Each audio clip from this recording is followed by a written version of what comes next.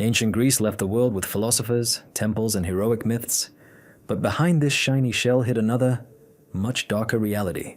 Among the ruins and legends, shadows lurk that still haunt historians and archaeologists. In the second part of our journey, we will delve into 25 new mysteries that change the way we look at antiquity. The mystery of the Homeric hymns and their hidden meaning. Homer, whose poems Iliad and Odyssey became the foundation of all Greek culture, was not only a bard of heroic wars and wanderings. The so-called Homeric hymns are also attributed to him, poetic works addressed to the gods.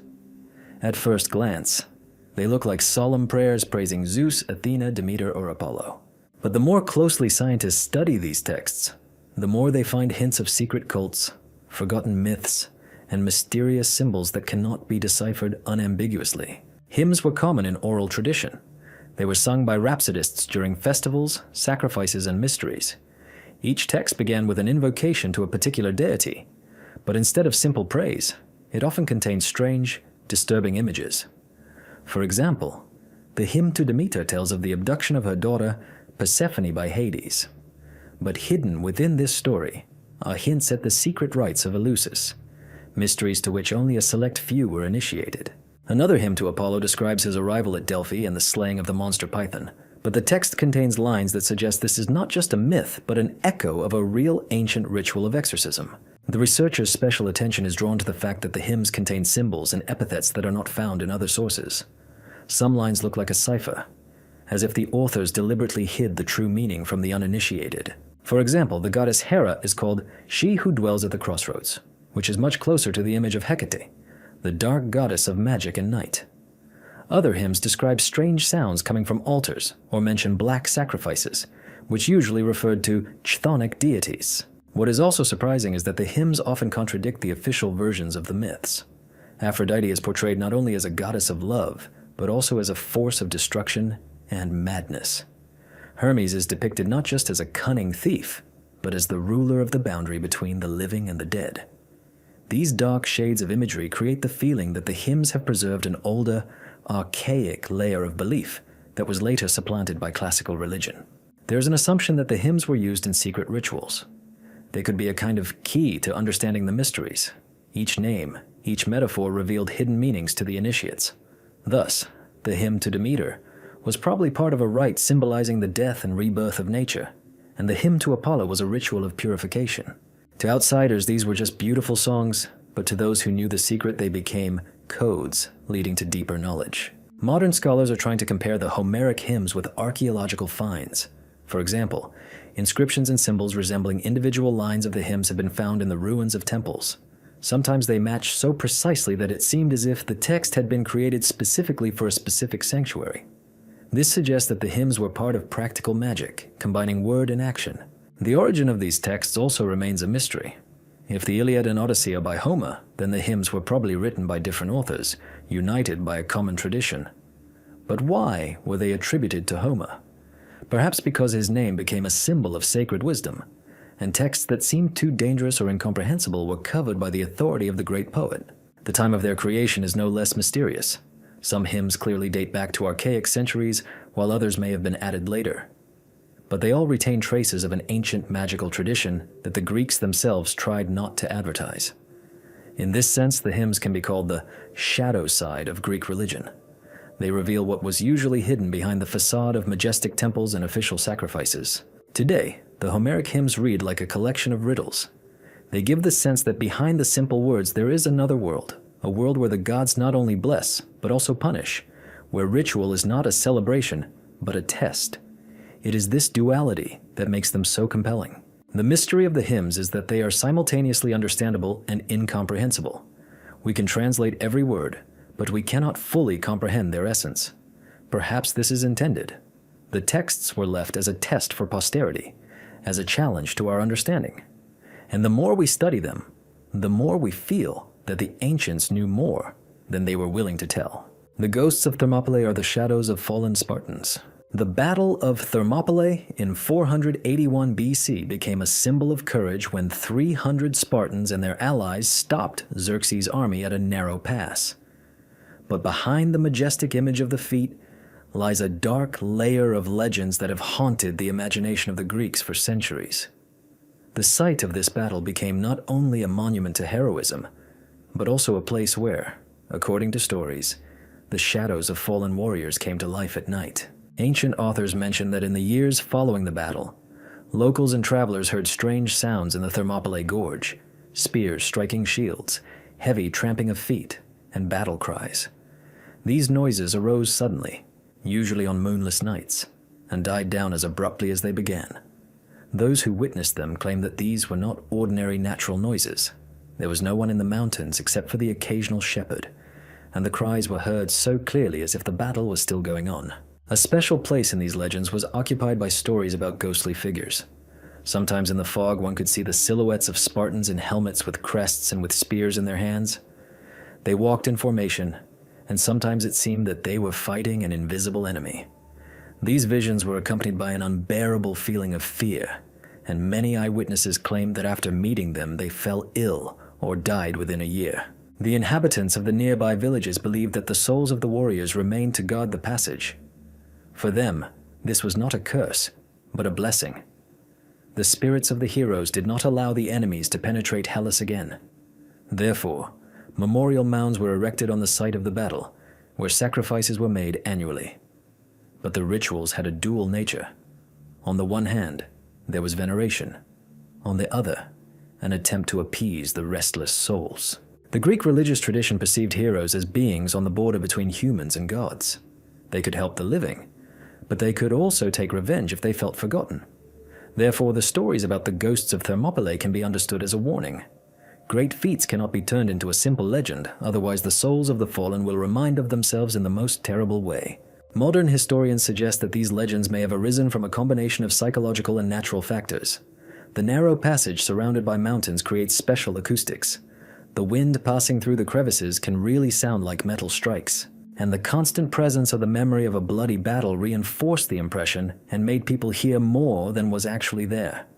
But even if some of it is explained by nature, the very strength of the legend suggests that the Greeks perceived Thermopylae as a sacred place, where the boundary between worlds was thinner than usual. There is also a more mystical version. Some ancient authors believe that the ghosts of Thermopylae appear when Hellas is in danger. Thus, during the Peloponnesian War, there were rumors that the shadows of the Spartans appeared again, warning of impending troubles. Similar stories arose during the Macedonian and Roman invasions. The ghosts became not only a memory of the past, but also a sign of the future. Archaeologists confirm that the battle site was revered for centuries. The remains of sacrificial fires, vessels with wine and oil, and figurines of warriors were found on the Spartan burial mound. This means that people really believed in the presence of spirits and tried to interact with them. For ancient man, ghosts were not a fantasy, but a part of reality that could be felt and even propitiated. The mystery of Thermopylae is that history and myth are intertwined especially closely here. We know that the battle was real, that the Spartans really did fight to the end. But the myth of the ghosts has transformed their feat into an eternal presence.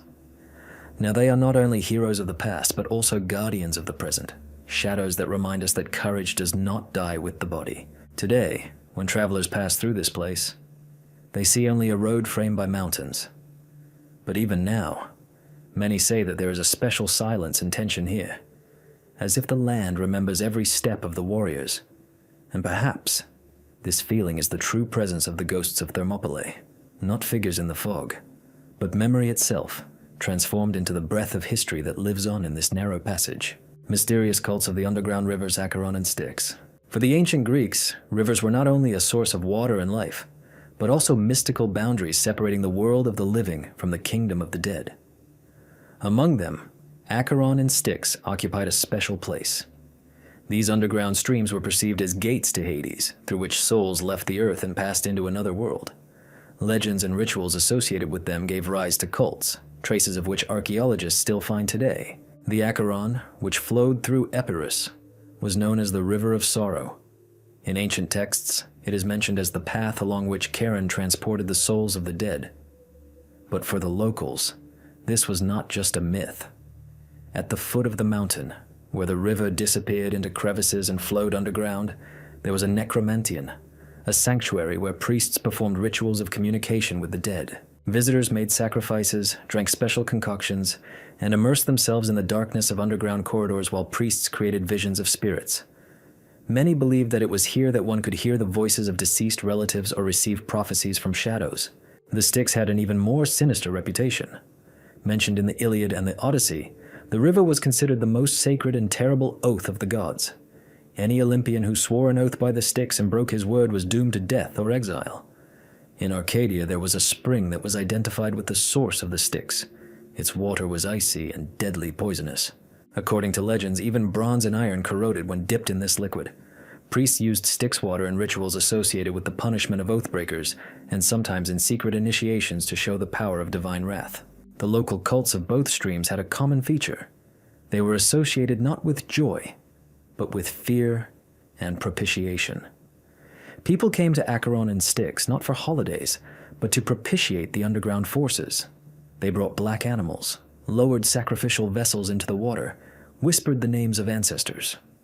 All this was done with the feeling that behind the thin line of water there was another world, ready to interfere in the lives of mortals. Modern archaeologists confirm that traces of cult pits where sacrifices were made were found at the sources of the Acheron. Vessels presumably used in rituals were discovered in the vicinity of the Styx. But the exact content of the rituals remains a mystery. The texts are silent on the details, and the artifacts found only increase the sense of mystery. Ancient philosophers also paid attention to these rivers. Plato and Aristotle considered them symbols of boundaries that the living should not cross. But at the same time, it was the images of Acheron and Styx that were used to explain the very essence of death and retribution in the afterlife. They were not just geographical objects, but part of a worldview in which every person knew that one day he would encounter these waters. The legends of the cults of Acheron and Styx show how closely reality and myth were intertwined. People saw ordinary rivers, but for them they were doors to another dimension. Where water disappeared underground or flowed too cold to be natural, people felt the breath of the underworld. This mystery remains alive today. Tourists visiting the sources of the Acheron speak of a strange silence and an unusual sense of anxiety. Scientists debate whether the water of the Styx really had poisonous properties, or whether it was the minerals that gave it its lethality. But for the ancients, all this was proof. The line between life and death runs not only in myths, but in nature itself. Acheron and Styx remain symbols of man's ever searching for ways to communicate with the dead and his ever fearfulness of breaking oaths. These rivers were not just part of mythology, they were part of everyday belief, a reminder that behind every stream there may be a gateway to a world where everyone will one day have to go. Mysterious deaths of the Pythian Games. The Pythian Games, held in Delphi every 4 years, were considered one of the most important festivals of ancient Greece. They were dedicated to Apollo and celebrated his victory over the serpent Python, a monster that guarded a sacred spring at the foot of Parnassus. The games included musical competitions, poetry readings, and athletic disciplines similar to the Olympic ones. For the Greeks, they were a symbol of harmony between body and spirit. But along with the solemnity of history, they preserved references to the dark events that took place during the games and remained unsolved. According to ancient chronicles, sudden deaths of participants often occurred in the arena, for which no explanation was found. Young athletes in full health and strength suddenly fell without signs of struggle or injury.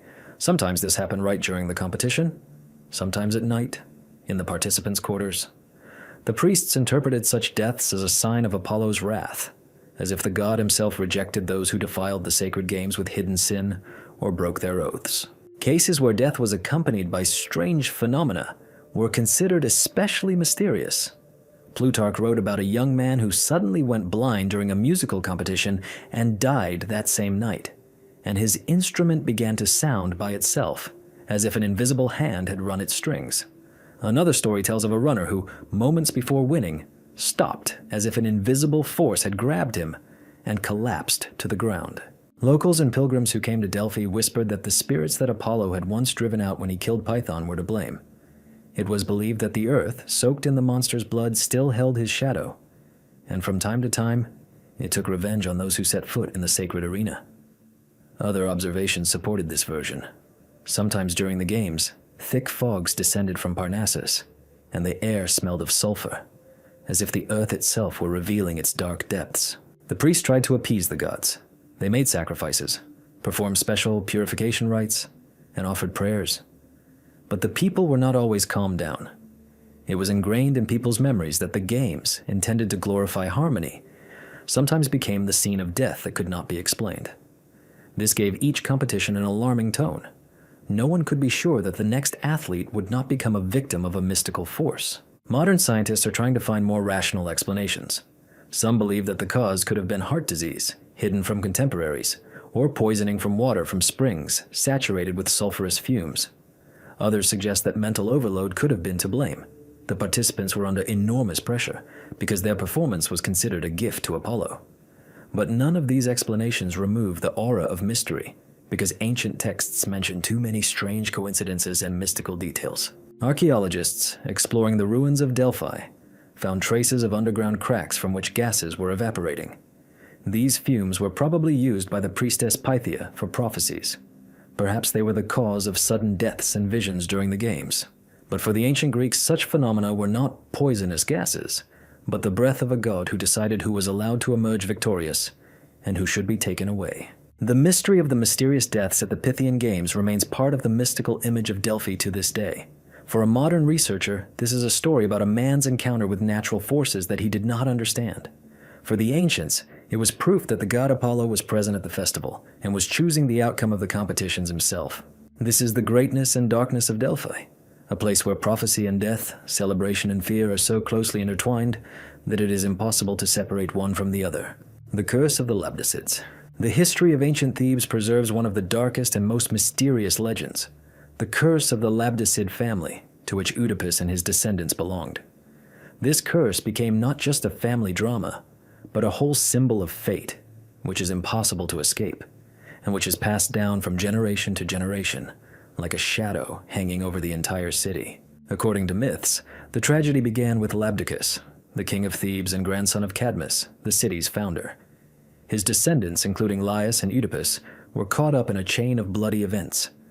The prophecies and oaths that their ancestors had once broken became eternal punishment. The priests said that the city itself bore the mark of this curse, and anyone who occupied the Theban throne would be caught up in a circle of betrayal, murder, and horror.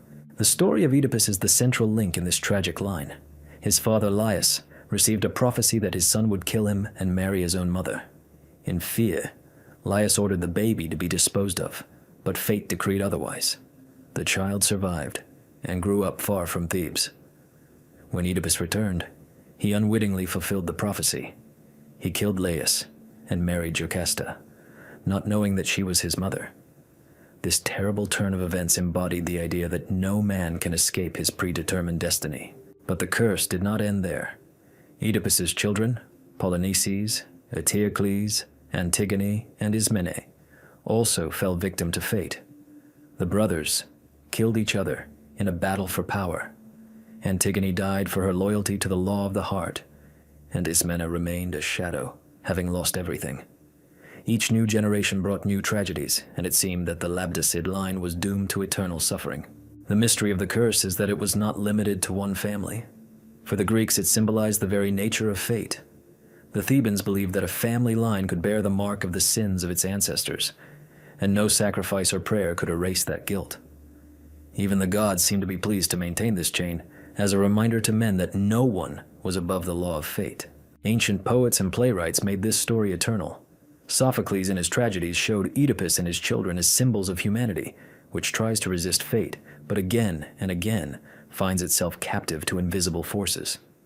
For theatergoers, this was not just a myth, but a living experience of horror. After all, if even kings and heroes cannot escape the curse, then what is left for a mere mortal? Archaeologists have found inscriptions and cult objects in Thebes that commemorate the Labdacids. Bones of animals sacrificed in an attempt to appease the gods and stop the chain of misfortunes have been found in sacrificial pits. But these rituals do not seem to have brought relief. Legends of the curse continued to live on, and each new ruler of Thebes perceived it as a shadow over his throne. Today, the Labdacid curse remains one of the most powerful images of the ancient world. It is not just a family story, but a universal myth that the past cannot be erased, and fate overtakes everyone who tries to escape it. For the ancient Greeks, it was a reminder that neither strength, nor power, nor wisdom can save from what is already written into the fabric of the world. The mystique of this story is that it rings true even after thousands of years. We sense that the image of the Labdicids conceals a universal truth. A man can build cities, erect temples, and write laws, but he cannot escape his own shadow. And that is why the legend of the curse of the Oedipus family lives on, remaining an eternal symbol of the inevitability of fate. The mystical eagle of Zeus and its disappearance. In ancient mythology, the eagle was considered a sacred bird of Zeus, a symbol of his power, heavenly might, and lightning, with which he struck enemies. But in addition to poetic images, there were also legends associated with real rituals and strange phenomena, which made the cult of the eagle one of the most mysterious traditions of ancient Greece. The eagle of Zeus is mentioned already in Homeric texts as a messenger of the will of the supreme god. The appearance of the bird in the sky above the battlefield was considered a prophetic sign. If the eagle soared high and freely, it promised victory. If it fell down or disappeared into the fog, it foreshadowed death. The priests at the temples of the Olympian carefully watched the flight of eagles and interpreted it as an indication from the deity himself. But sometimes, something happened that defied explanation. Ancient chronicles have preserved stories about the mysterious disappearance of the sacred eagle in Olympia. It was believed that one of the gods' eagles always lived in this city, where games were held in honor of Zeus. It flew from the mountains and lived near the altar, feeding on sacrificial meat. But one day, as Pausanias writes, the eagle disappeared without a trace. People looked for it in the surrounding area, made special sacrifices, but the bird never returned. This event caused horror.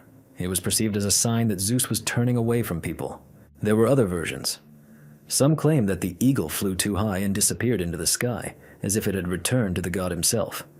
Others said that the priests had kidnapped it, hiding it in underground storage facilities to strengthen their own influence. But in any case, the bird's disappearance became a legend, and its absence a symbol of impending disasters. The eagle cult also had a special significance in the mysteries. In some rites connected with initiation into secret knowledge, a golden image of an eagle was used, which was raised on long poles. When the participants looked at the shining figure in the light of torches, it seemed to them that it was hovering in the air.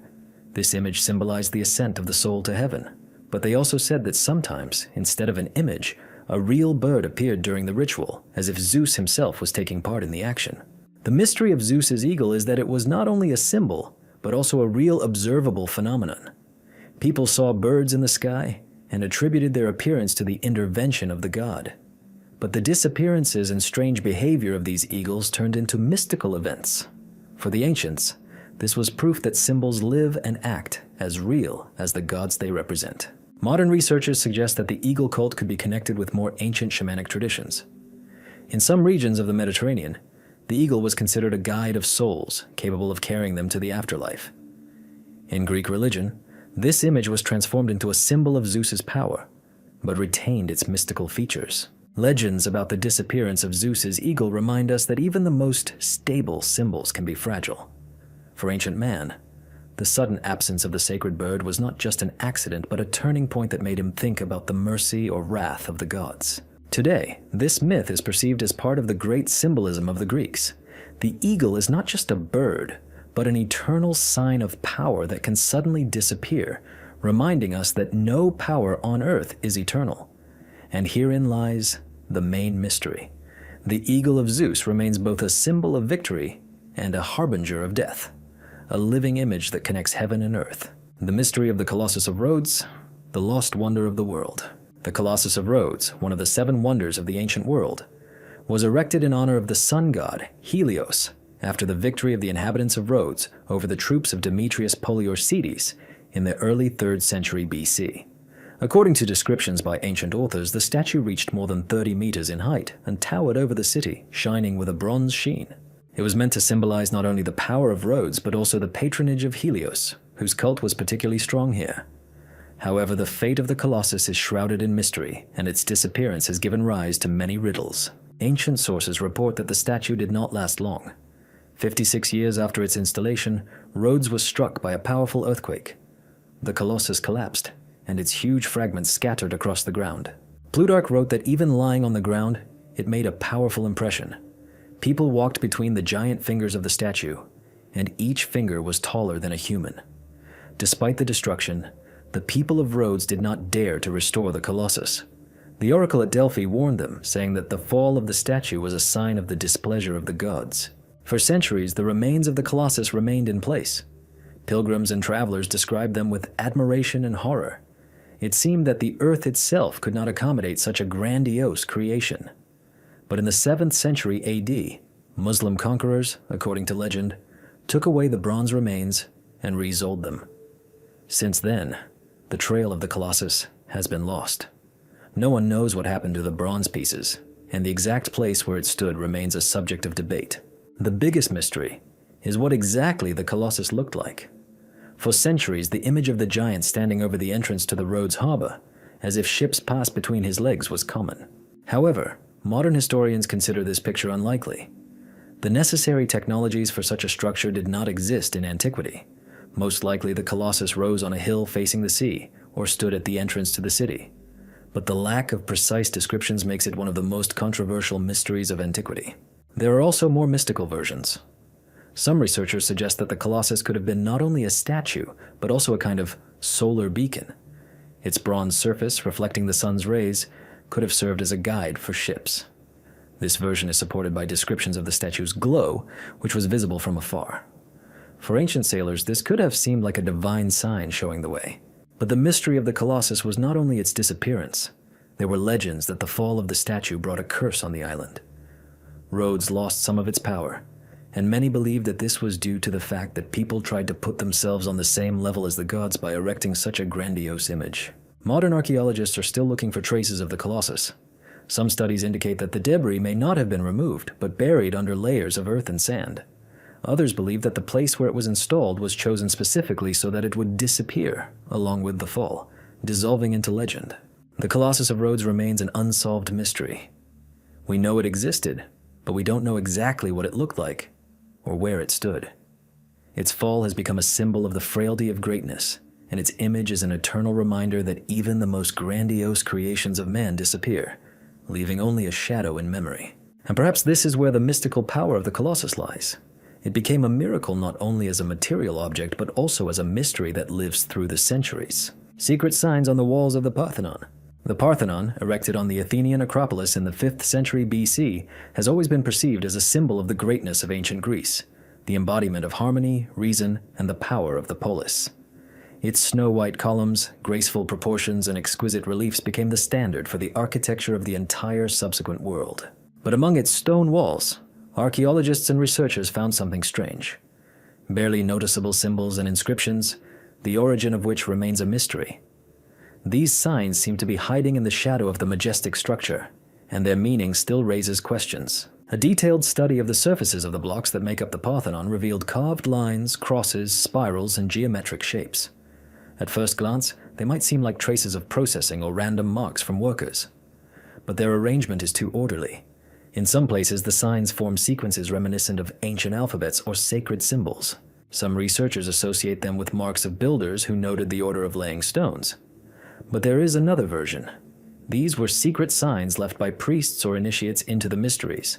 They could be used as reference points in rituals or as a kind of cipher, allowing those who knew the secret to read hidden messages in the walls. Particularly enigmatic are the images that resemble star maps. On some blocks, barely noticeable dots and lines are visible that form constellations. When compared with the night sky of Athens, it becomes clear that they reflect the positions of the stars in certain years. For the ancient Greeks, astronomy and religion were closely linked. The movement of the stars was perceived as the language of the gods. Perhaps the Parthenon was not just a temple to Athena, but served as an astronomical sanctuary, where the walls kept maps of the sky. There are also symbols similar to those found on lead curse tablets. This may indicate that even in the heart of Athenian democracy and rational philosophy, secret practices of magic were preserved. People left not only prayers but also spells on the walls of the temple, hoping that the power of the goddess Athena would fulfill their requests or punish their enemies. Modern archaeologists are finding more and more evidence that such signs were common in ancient temples. But it is in the Parthenon that they acquire a special power. The majestic temple, a symbol of light and knowledge, holds within itself the shadows of secrets. This duality enhances the mystical aura of the structure. There is also a hypothesis that some of the signs were not applied in antiquity, but later, at a time when the Parthenon was used as a Christian church or even as a mosque. At that time, the symbols could have been associated with other rituals, but those signs that are carved deep into the stone and are barely noticeable under the layers of time, in all likelihood, belong to ancient masters. The mystery is that we will never be able to say for sure why they were there. Were they construction marks, or a secret language addressed to the gods? Perhaps for the Athenians, the Parthenon was not only a temple, but also a sacred text written in stone, and only a few could read it to the end. Today, tourists see only majestic columns and ruins of ancient grandeur in the Parthenon.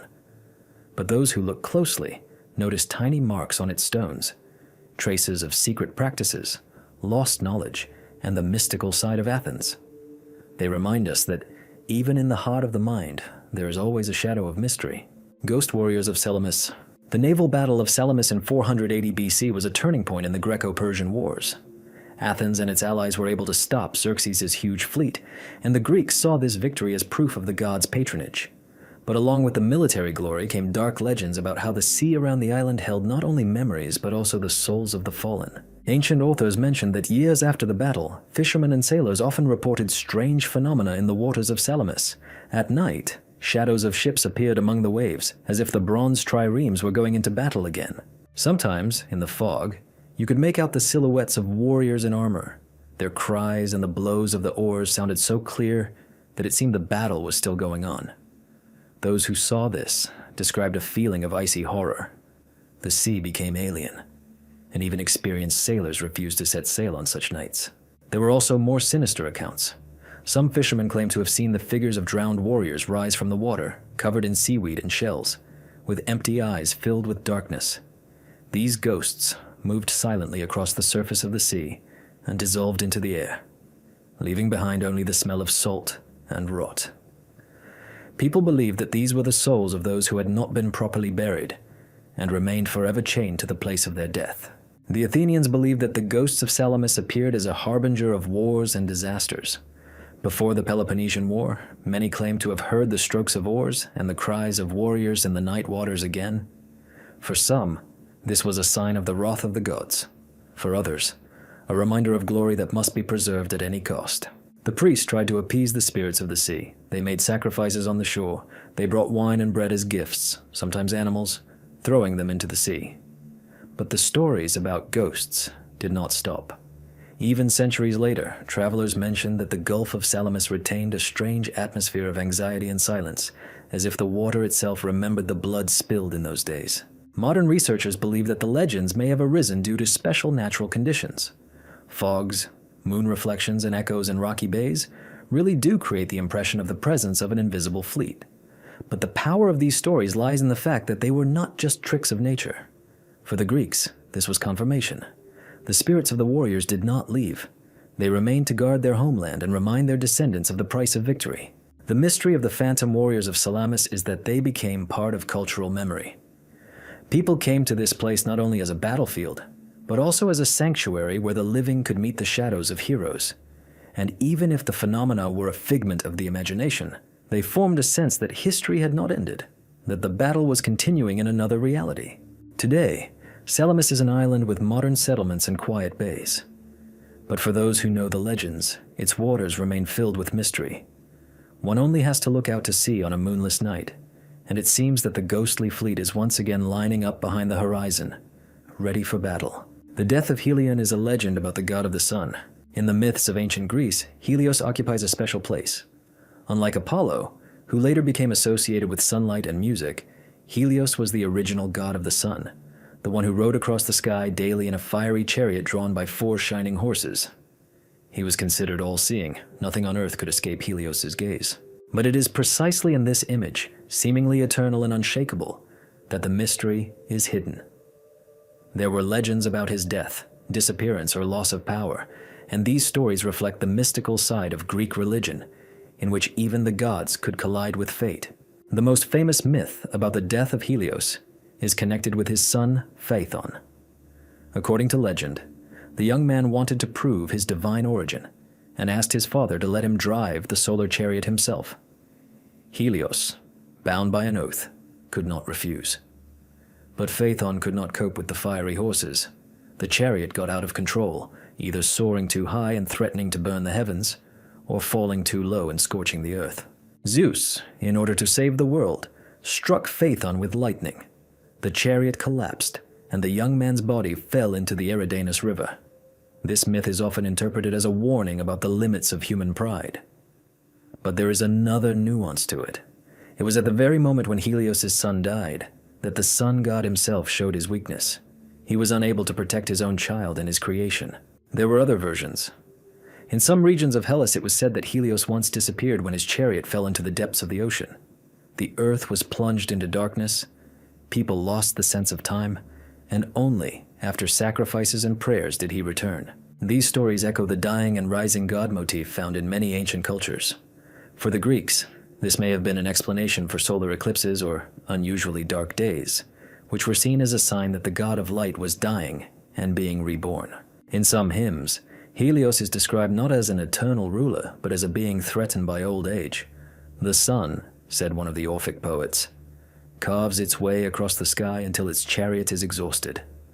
This image creates the feeling that even the heavenly body is subject to time, and one day, its power will fade. For ancient man, this was an alarming reminder. Nothing in the world lasts forever, not even the sun, without which life is impossible. The cults dedicated to Helios on the island of Rhodes add a special mystery. Rhodes was the main center of his worship. Here stood the Colossus of Rhodes, a giant statue of the god of the sun, one of the 7 wonders of the world. But here too, the story is shrouded in mysticism. The statue collapsed as a result of an earthquake, and the inhabitants, on the advice of the oracle, did not restore it. Many saw in this a symbol of the death of Helios himself, as if the deity lost his power along with the fall of his statue. Philosophers also touched on the topic of Helios' mortality. Plato in his Laws mentioned that even the gods could be part of the cosmic cycle, and if the sun were to go out, it would be part of a predetermined order. The Stoics saw Helios not so much as a person, but as a fiery logos, the breath of the world. But even they spoke of the end of time, when the sun would swallow up all that exists and disappear itself. Modern researchers suggest that the myths about the death of Helios reflect real natural phenomena. For example, unusual eclipses, volcanic eruptions, or dust storms, when the sky became dark for many days. For ancient people, this could have seemed like the death of the sun. One version connects these myths with the eruption of the Santorini volcano, which occurred in the Bronze Age and caused a long darkness in the region. But for the Greeks, these stories were more than just explanations of nature. They saw in them a mystical lesson. If even the sun god could disappear, then the world was such that everything great was subject to fall.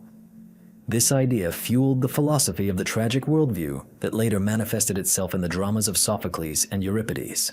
The mystery of Helios' death is that it combines myth, cosmology, and man's fear of the incomprehensible. We see in it a reflection of the eternal question: what happens if the light disappears? And who can bring it back? For the ancient Greeks, the answer was clear. Only through sacrifice, through an appeal to the gods, could the sun be revived. For us, it is a reminder of the fragility of the world in which we live. And perhaps that is why the legend of Helios still excites the imagination. It reminds us that light is not only a physical phenomenon, but also a symbol of hope, knowledge, life. And if even this light can fade, then every victory and every civilization will one day turn into a shadow. The mystical cult of Nycta, the goddess of night. Of all the deities in the ancient Greek pantheon, Nyx, the goddess of night, remained one of the most mysterious and disturbing figures. Unlike the Olympian gods, whose temples and sacrifices were well known, Nyx's cult was almost always hidden in the shadows. She was not depicted on coins, and no majestic temples were built to her in the main squares of cities. But she was present in the consciousness of the Hellenes as an ancient force, born of the most primordial darkness, the mother of many chthonic deities, among whom were Thanatos, death, Hypnos, sleep, the Erinyes, goddesses of vengeance, and even the Moirai, mistresses of fate. This lineage showed that Nyx occupied a special place. She embodied the very basis of the universe, the shadow that preceded the light. In Hesiod's myths, Nyx was said to have existed before Zeus and all the Olympians. She lived in a dark realm beyond the light, and her shadow fell upon the world every evening when the sun went down. To the ancient Greeks, Nyx was not only a natural phenomenon, but also a being whose breath brought dreams and sometimes nightmares. Her darkness hid secrets and opened the gates to another world where spirits lived and where the souls of the dead wandered. The cult of Nyx was closely connected with secret rites and mysteries. In the Orphic hymns, the goddess was called sacred and blessed, mother of gods and men, but also terrible and implacable. Sacrifices were made to her not during the day, but at night, most often black animals, symbolizing her connection with darkness. The priests performed rites by torchlight, reciting spells and hymns, asking the goddess to grant revelation through dreams or protection from demons that came in the darkness. The cult of Nycta occupied a special place in Thebes and Orchomenus, where, according to ancient authors, there were small sanctuaries dedicated to this goddess. There, rituals of fortune-telling and dreams were performed. People who wanted to know their fate would stay overnight in the sanctuary, and it was believed that Nyx could appear to them in visions, either herself or through messengers, dreams filled with symbols. This echoed the practice of the sleep temples, but unlike Asclepius, Nyx did not promise healing. She revealed secret paths that could be as frightening as they were enlightening. Fears of nightmares were also associated with Nycta. It was believed that if the goddess was benevolent, dreams would be bright and would bring revelation. But if a person broke her law or was unclean in soul, Nycta sent horrors that could drive one to madness. Therefore, her cult had a dual nature. She could be both a protector and an avenger. Some philosophers, such as Empedocles and Plato, viewed Nyx as an allegory, an embodiment of the chaos and nothingness that preceded the cosmos. But to ordinary Greeks, she was a very real being. Her darkness was palpable. Every evening when the sun disappeared behind the horizon, her power began. So many tried to appease her with small sacrifices in the home, drops of wine, bread, sometimes clay figures that were left at the door so that the darkness would pass by and not bring troubles. It remains a mystery that the cult of Nyx was almost never official, but traces of her worship are found everywhere. Archaeologists find amulets and burials with images of the moon and stars, which could be associated with her power. Hymns have been preserved in Orphic texts where she is asked to open the gates of sleep and show the truth. These texts indicate that the goddess was worshipped by those who sought secret knowledge related to fate and death. What adds to the mystique is that Nyx was perceived as the mother of the fates, those who determine the fate of each person. If even Zeus could not change the decisions of the fates, then their mother had even greater power. This idea made the cult of Nyx especially frightening. She could be older and more powerful than Olympus itself. Modern scholars suggest that the worship of Nyx goes back to pre-Olympic times, when people worshipped the forces of nature directly, without dividing them into gods and spirits. Darkness was then as powerful as the sun or the sea. And although her cult was later supplanted by brighter images, it continued to exist on the periphery of Greek religion, in secret rites, mysteries, and fears of the night. The mystery of Nyx is that she embodies the very essence of the unknown. Her cult left no grand temples or statues, but her name and her presence permeated the lives of every Greek. Every evening, when night fell, people knew Nyx was once again embracing the world, and no one could escape her power. Her cult reminds us that the ancient Greeks saw in the world not only light and order, but also darkness, chaos, an incomprehensible principle that had to be reckoned with. And this is why the myth of the goddess of night continues to excite the imagination. It shows that even in the greatest civilization of antiquity, there was a recognition that darkness always stands alongside light. The mystery of the destruction of the Mycenaean palace. Mycenae, the ancient center of one of the most powerful civilizations of the Bronze Age, holds a secret that has not yet been solved. The city, celebrated in the Iliad as gold-rich Mycenae, was the heart of Achaean culture, the place where the legendary kings Agamemnon and his ancestors ruled. The palace, which stood on the Acropolis and was surrounded by powerful Cyclopean walls, was not just the residence of the ruler, but a symbol of power, wealth, and connection with the gods. But around the 12th century BC, this center collapsed. Its halls were empty, its walls were blackened by fires, and the fate of its inhabitants was shrouded in fog. What happened to the Mycenaean palace? A sudden invasion? A divine curse? or an internal catastrophe? Archaeological excavations show that the destruction was sudden and catastrophic. Traces of a massive fire have been found in many areas of the palace. Charred beams, melted pottery, blackened walls. But what caused the fire? Some researchers believe it was an attack from outside, perhaps by the so-called Sea Peoples, whose arrival in the eastern Mediterranean coincides with the fall of Mycenae. These mysterious nomads destroyed many cities, and it is likely that Mycenae fell victim to them. However, there is another version.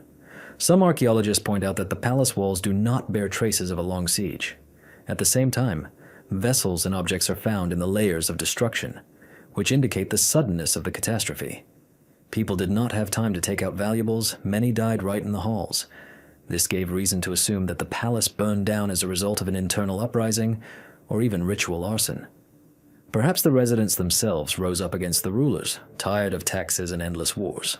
In popular memory, the destruction of the palace was entrenched in myths. The story of the curse of the Atrae, Agamemnon's ancestors, could have been a reflection of a real catastrophe. According to the myth, the Atreid family was doomed to bloody murders and betrayals, and if the palace became the seat of their power, then its destruction was perceived as the fulfillment of a divine curse. For the Greeks, the fall of Mycenae was not just a historical event, but a mystical sign that no force could withstand the wrath of the gods. Adding to the mystery, the destruction of the Mycenaean palace coincided with the Bronze Age catastrophe, a massive crisis that engulfed the entire eastern Mediterranean. Within a few decades, powerful kingdoms had collapsed, trade routes had ceased to exist, and writing systems had disappeared. The destruction of Mycenae was part of this great catastrophe, but it took on a special meaning here, in the land of legends. Some scholars have suggested that natural disasters may have been the cause. Earthquakes, which were common in Greece, could have damaged the palace and caused a fire. There is also evidence of possible droughts and famines, which could have led to social unrest. When you combine all these factors, invasions, disasters, and internal conflicts, it becomes clear that the fall of Mycenae was not a single event, but the result of many blows. But for the Greeks themselves, the answer was clear. The palace had fallen because its inhabitants had offended the gods. Perhaps it was because of the death of Iphigenia, sacrificed by Agamemnon for the sake of the campaign against Troy. Perhaps it was because of the bloody crimes within the Atreid dynasty. Whatever the explanation, the myths preserve the memory that Mycenae's glory was marred by horror. Today, tourists climbing the Lion Gate see the ruins of the palace, its massive walls and burnt foundations. It is hard to believe that once upon a time the songs of the Aedes were heard here. Gold shone and rulers held feasts. But every stone bears traces of a sudden catastrophe. The mystery of the destruction of the Mycenaean palace remains alive because it combines myth and history. On the one hand, we have archaeological evidence, fire, destruction, traces of violence. On the other hand, there are the myths about the curse of the Atreids, which make the destruction of the palace not an accident, but a predestination.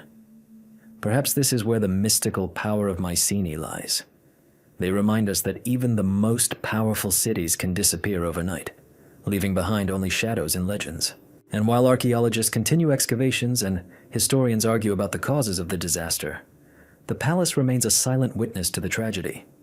Its walls no longer tower over Hellas, but its silence sounds louder than any words, as a reminder that greatness always contains the seed of its own destruction. Prophecies about the death of Alexander the Great. The death of Alexander the Great in 323 BC was one of the most mysterious events of antiquity. The man who had conquered almost the entire known world died suddenly in Babylon at the age of 32, and the reasons for this are still controversial. But even more questions are raised by the numerous prophecies and omens that, according to ancient authors, foreshadowed his death. These stories turn the death of the great conqueror not only into a historical fact, but also into a mystical plot in which signs of fate, divine warnings, and secret forces are intertwined. One of the most famous omens was the story of the temple in Babylon. A few days before Alexander's death, the temple of the god Belos was struck by lightning. This was perceived as a terrible sign. The thunderer Zeus himself, Alexander's patron, had apparently turned away from him. The priests tried to appease the gods with sacrifices, but the anxiety did not go away. Another ominous omen was the story of the lions. According to Plutarch, the king's lions, kept in cages at the palace, were suddenly torn to pieces by donkeys. This strange and humiliating incident was interpreted as a symbol of the fall of the great and exalted at the hands of the weak and insignificant. For the people of that time, this was not an accident, but a sign of the end of the king. There were also dreams that troubled Alexander and those around him. Once he dreamed of a young man with a torch who led him into the underworld and pointed to a gate beyond which darkness reigned. In another dream, he saw a huge black bird circling above his throne and covering it with a shadow. These dreams were considered not just figments of the imagination, but direct signs of fate. A special place in the legends is occupied by the story of the priests of the Sibyl, who supposedly predicted to Alexander that he would die in Babylon. To avoid this, the king avoided the capital of Mesopotamia, but in the end he still ended up there, by the will of circumstances and fate. This story reflects the Greek idea of inevitability. Even if you know your prophecy, it is impossible to avoid it. Ancient texts also mention that before his death, Alexander felt unusually weak, but continued to organize feasts and sacrifices. His sudden illness was accompanied by a high fever and loss of voice. Servants claimed that during his last days they saw strange lights above the palace, and sounds like screams were heard in the night. For a modern person, this could be a manifestation of illness and hallucinations, but for the ancient Greeks and Babylonians, these were signs that the king was entering the other world. The causes of death remain a matter of debate. Some say it was malaria or typhoid fever, others say it was poisoning. But the mystery lies not only in the disease itself.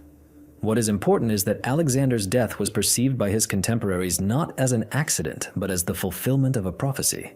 His life, full of victories and miraculous events, could not have ended otherwise than surrounded by mystical omens. There's also a theory that Alexander's death was part of a conspiracy, and that the stories of prophecies were added later to give it an aura of fate. But if so, then the legends were stronger than the facts. For many generations of Greeks and Romans, Alexander became a symbol of a man whose fate was predetermined from above, and even the greatest of kings cannot escape his predetermined end. The mystery of these prophecies is that they create a sense of dramatic predetermination. Each sign, lightning, a dream, the strange behavior of animals, adds up to a picture in which Alexander's death seems not accidental but inevitable.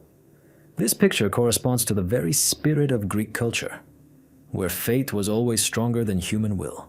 Today, Alexander's death remains a mystery to historians and doctors, but the myths of prophecy make it even more compelling.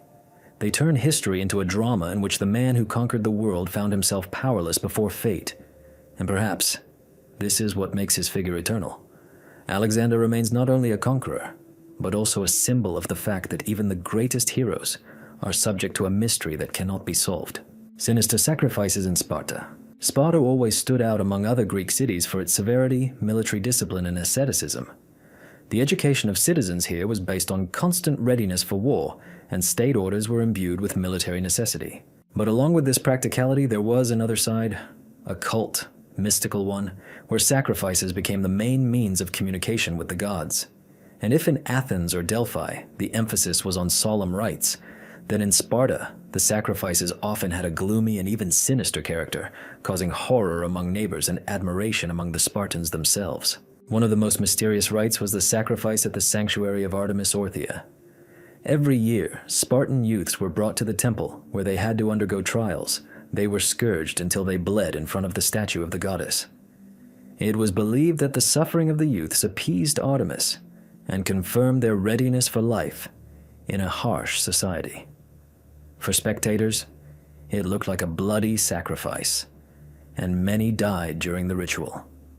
Archaeologists actually find traces of human blood in the layers of the sanctuary, which confirms that the rite was not only symbolic. No less gloomy was the cult of punitive sacrifices. The Spartans believed that in the event of military failures or epidemics, special sacrifices had to be made, sometimes even human ones.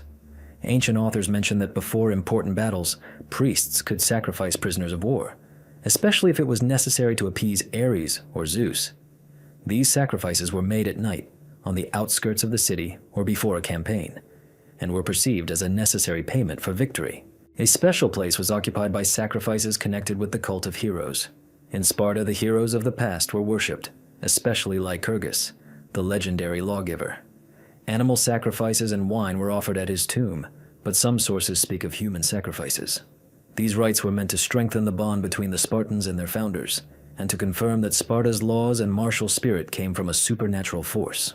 The cruel rituals also had a practical meaning.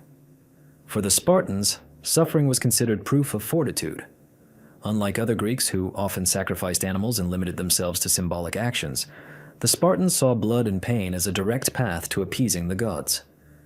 Their cult life was a continuation of the military. If on the battlefield one must die for the state, then one must shed blood before the gods to save it. These rituals horrified their contemporaries. The Athenians and other cities considered them barbaric, but for the Spartans themselves, they were a sacred part of life. In their understanding, only through blood and sacrifice could one achieve unity with the gods and guarantee victory in wars. That is why even boys from an early age were accustomed to pain and blood. They were taught to perceive suffering as a natural part of existence. The mystery of Spartan sacrifices is that they combined the religious and the social. They were not only rituals but also trials that shaped the character of citizens. They nurtured that very Spartan spirit that made this polis a legend. But at the same time, sacrifices remained a mystical act in which people believed that they directly communicated with the gods through suffering and death. Archaeologists, studying Spartan sanctuaries, continue to find evidence of these practices. Animal and human bones, traces of blood, weapons used in rituals. All this confirms that Sparta lived in constant connection with the world of death and war. Today, Sparta's gruesome sacrifices are a reminder that even the greatest civilizations of antiquity had rituals that balance between faith and cruelty. For the Spartans, this was normal, part of their culture, but for us it remains a mystery. How could one combine the greatness of discipline and wisdom with such bloody rituals? Perhaps it is precisely in this paradox that Sparta's strength lies. It built its greatness on a willingness to face pain, and its gods demanded the same. The mystery of the cult of Pan and the disappearing shepherds. Among the many deities of the ancient Greek pantheon, Pan stood out for his special duality. On the one hand, he was the patron of forests, flocks, and shepherds, played the flute and gave fertility to the land. On the other hand, his image was inextricably linked with fear, sudden madness, and disappearances that had troubled the inhabitants of mountain villages for centuries. The cult of Pan was closely connected with nature, and this was where his mystical and sinister power lay. Pan was depicted with goat horns, a beard, and hooves, forever wandering the mountains and ravines of Arcadia. In myths, he could appear unexpectedly, frightening travelers or even entire armies. This is where the word panic comes from, a sudden, inexplicable horror that was attributed to his intervention. But the legends spoke not only of fear. In places where Pan was worshipped, people would disappear, most often shepherds who tended their flocks alone. Ancient chronicles have preserved references to Pan's sanctuaries in Arcadia, located in caves and gorges. Priests and locals brought him sacrifices of milk, honey, and animals. But they also said that sometimes more sinister gifts were required. According to one version, if a shepherd disappeared without a trace in the mountains, it was considered a sign that Pan had taken him. Such disappearances were perceived not as an accident, but as a sacred sacrifice to the god. There are legends that at night the sounds of flutes and drums could be heard from the caves dedicated to Pan. Sometimes peasants claimed to have seen dancing shadows in the moonlight, although there were no people nearby.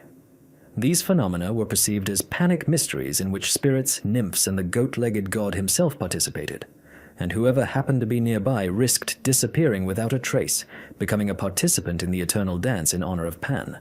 Some philosophers tried to explain the cult of Pan.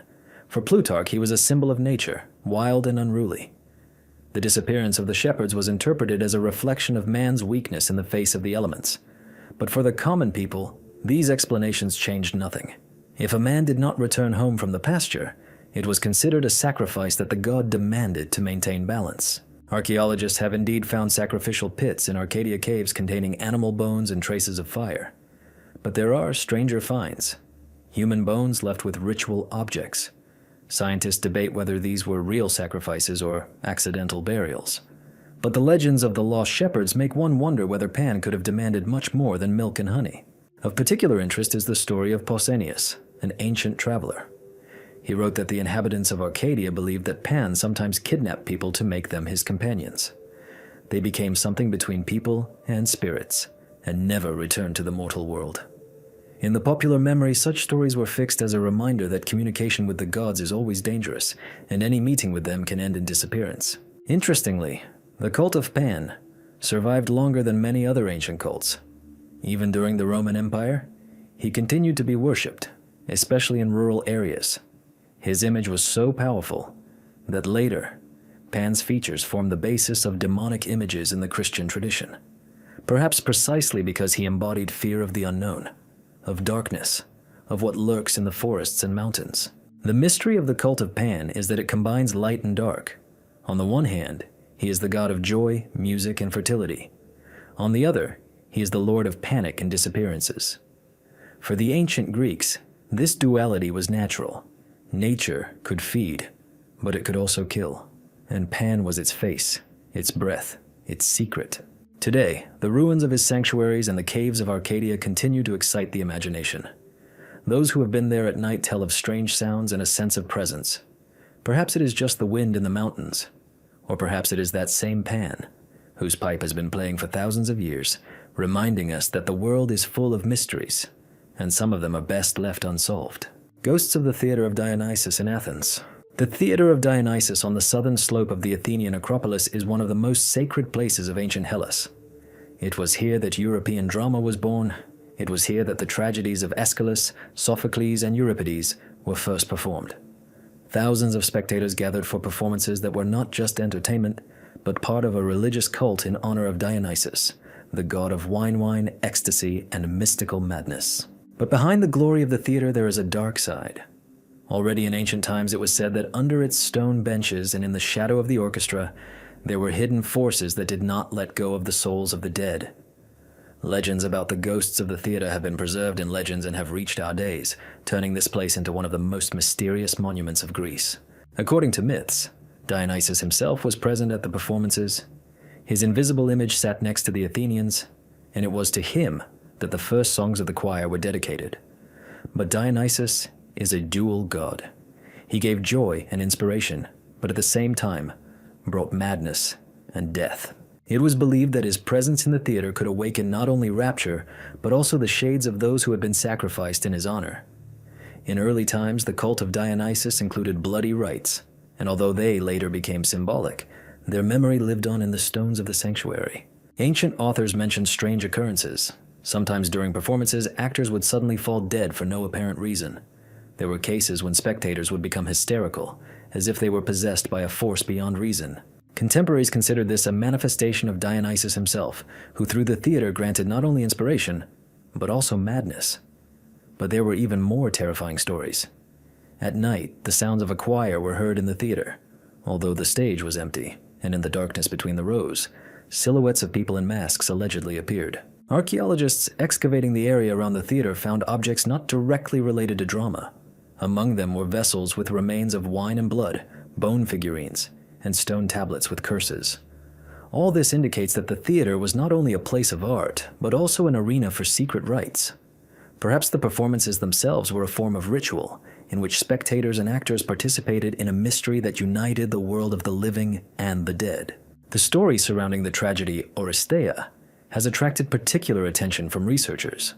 It was said that during one of its first performances, many spectators left the theater in panic because they felt as if the Erinyes themselves, the goddesses of vengeance, were present on stage with the actors.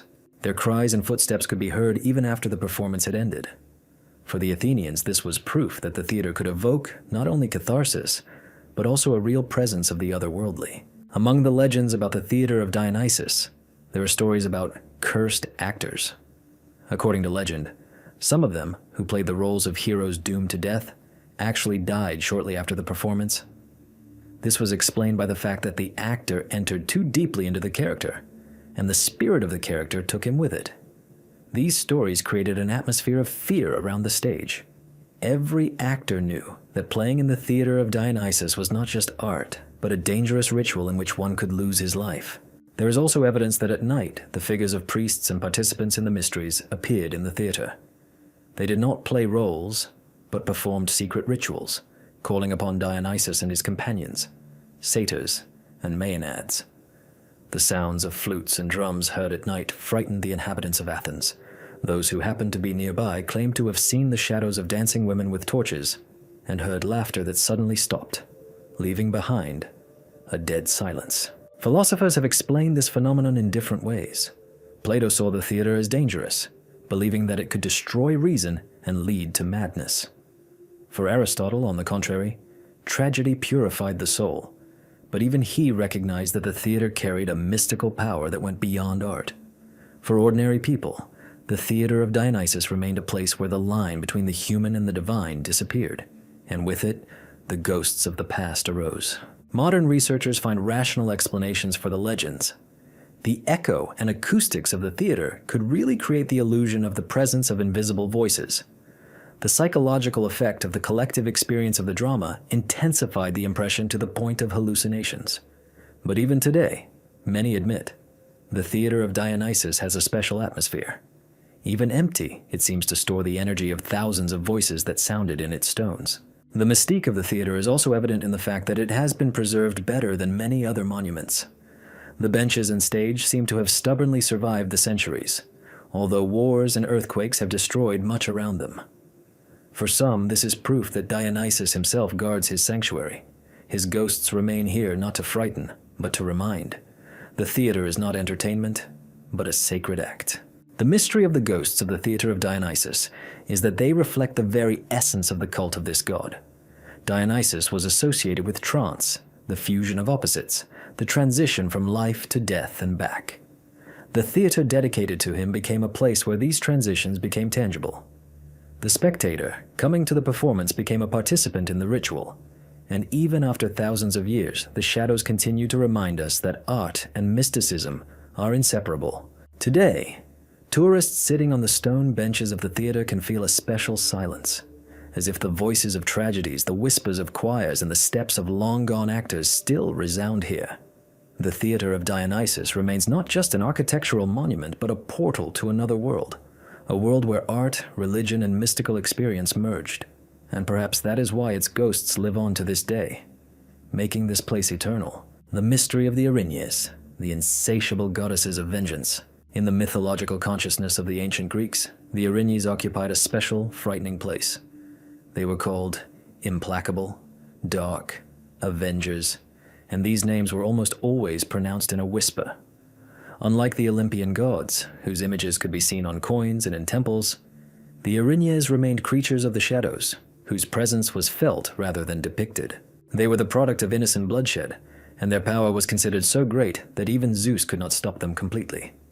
The Erinyes reflected the deepest fear of the Greeks, the fear of inevitable retribution for crimes committed against family and nature. According to myths, the Erinyes were born from the blood of the Titan Uranus, spilled by Cronus when he castrated his father.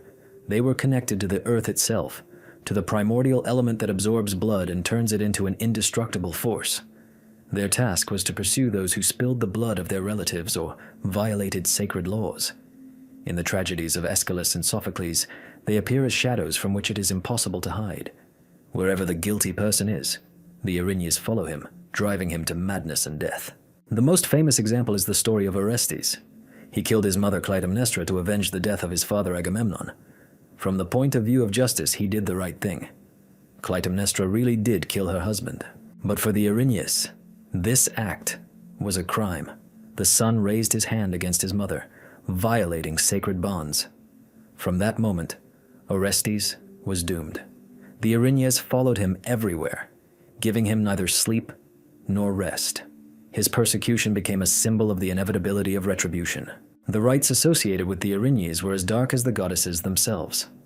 In Athens, there was a temple dedicated to them, but it was not located in the city center but on the outskirts, in a place considered unclean. Sacrifices were made there, black animals, especially dogs. Sometimes blood was used as a gift, and the priests sprinkled it on the ground to appease the goddesses. However, it was considered almost impossible to appease the Erinyes. They could only retreat when the guilt was completely atoned for, or when the Olympians themselves intervened. Ancient philosophers saw the Erinyes as a reflection of the eternal law of nature. For Plato, they symbolized conscience, the inner voice that haunts a person until he or she is cleansed. For the Stoics, they were the embodiment of inevitability.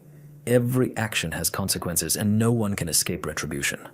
But for ordinary people, the Erinyes remained frightening spirits that could only be feared and revered. The mystery of the Erinyes also lay in their dual role. On the one hand, they were monsters with wings, snake hair, and burning eyes. On the other, They were revered as guardians of justice, albeit cruel. In Aeschylus's tragedy, the Eumenides, they are transformed from avengers into defenders of law and order. Athena persuades them to accept a new cult and become patronesses of the court. This transition shows that the Greeks were trying to reconcile the primitive fear of blood feud with a more rational system of law. Modern scholars believe that the cult of the Erinyes may have originated in pre-Olympic times, when people worshipped chthonic deities associated with the earth and death. Perhaps the Erinyes were the personification of the sense of guilt that the community placed on the murderer. The persecution by spirits may have been a form of social pressure. Society would not give the criminal peace until he was punished. But even if this is so, for the Greeks themselves, the Erinyes were real beings, and their presence was felt as strongly as the breath of the wind or the sound of the sea. Legends of the Erinyes' appearance were accompanied by frightening signs. They were said to appear as shadows at night, gathering in the corners of murderers' houses. Sometimes they could be seen in dreams. Women with faces distorted by anger, with snakes instead of hair and whips in their hands.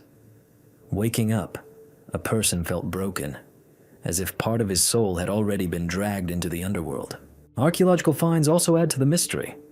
In some Greek sanctuaries, small figurines of women with wings and snake ornaments have been found, which were probably associated with the cult of the Erinyes. Lead tablets with curses have also been found, where these goddesses were called upon to punish enemies. All this suggests that their cult was a real practice and not just a myth. Interestingly, the Erinyes did not disappear with the advent of Christianity.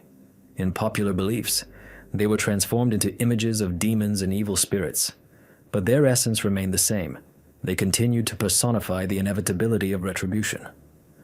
Even today in Greece, there are legends about shadow women who appear at the sites of bloody crimes. The mystery of the Erinyes lies in their eternity. They were not just part of mythology, but the embodiment of the very law of the world. Everything has a price, and blood calls to blood. This is their mysticism. They do not obey the gods. They obey the very essence of existence. That is why their image still disturbs the imagination.